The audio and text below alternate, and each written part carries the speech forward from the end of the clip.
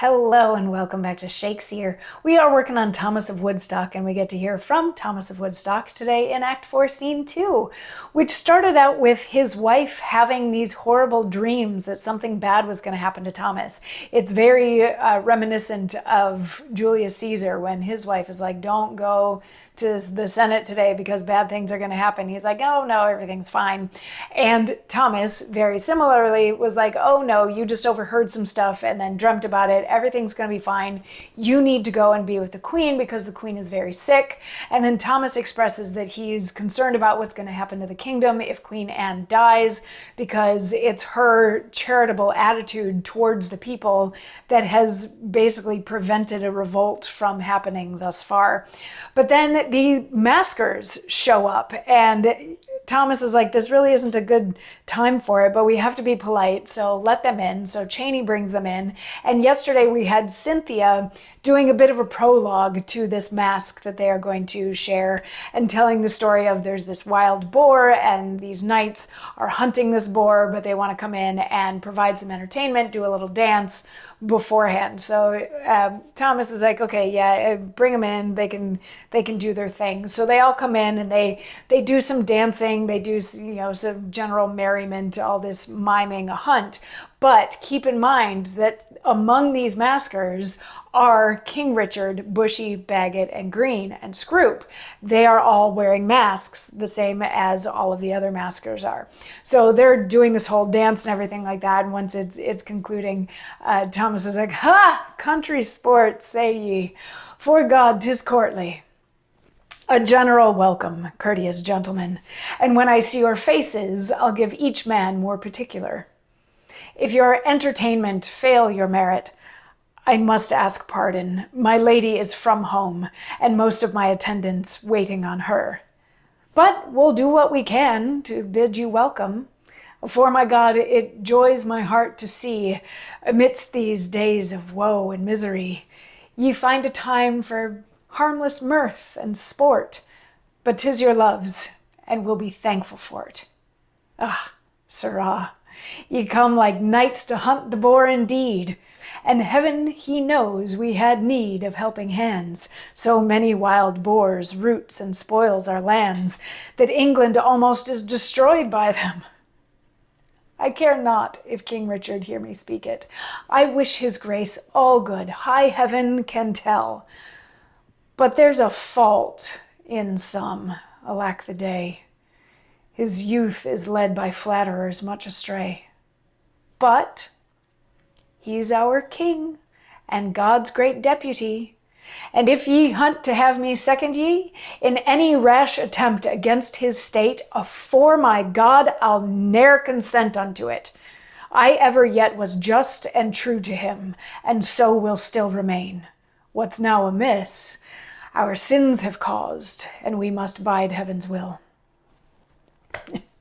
I speak my heart, I am plain Thomas still. Come, a hall and music there, your dance being done, a banquet stands prepared to bid you welcome. And there's music, and there's dancing, and then Cheney comes back in. How now, Cheney, is this banquet ready? So this is a bit of an interesting monologue, and it's a bit of an interesting monologue to put exactly here, because he shares maybe a little bit more than he should.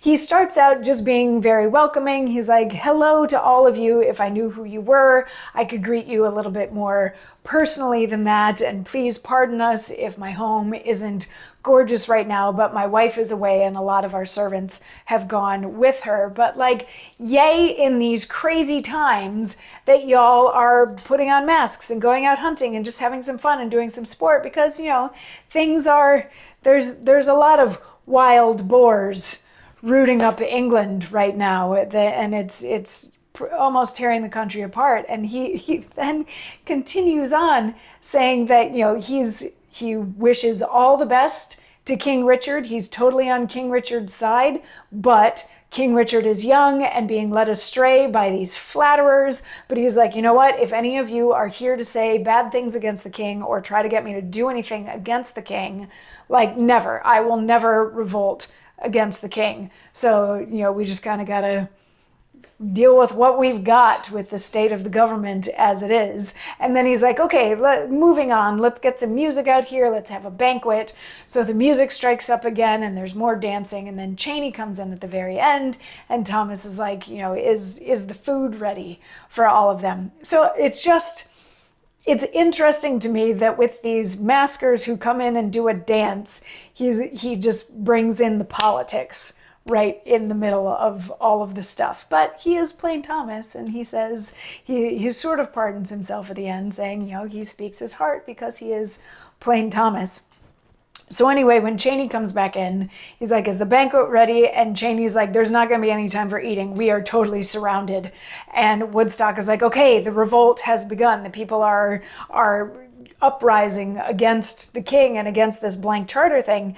And the king in his mask is like, arrest Thomas of Woodstock, grab him and put him in his masking suit. And he's like, wait, what? Like, I'm under arrest here? What?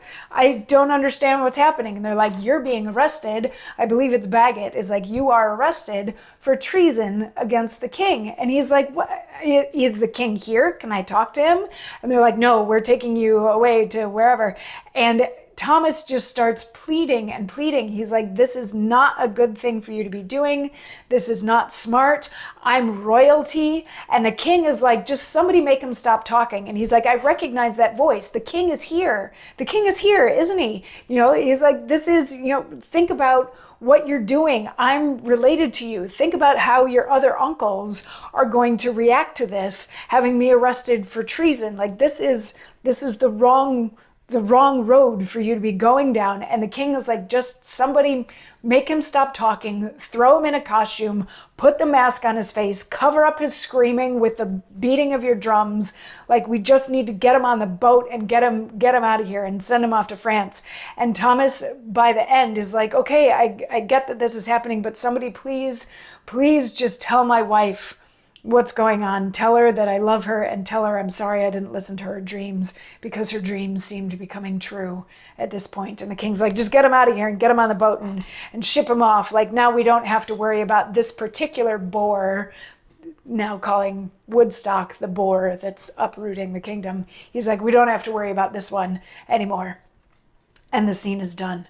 So dun, dun, dun. Things are starting to get bad for real. It's not just plots, but things are for real bad. Thomas has been arrested. He's going to be shipped off to France. And yeah, we'll see how the rest of the play pans out from here. Come on back tomorrow for more. Mwah.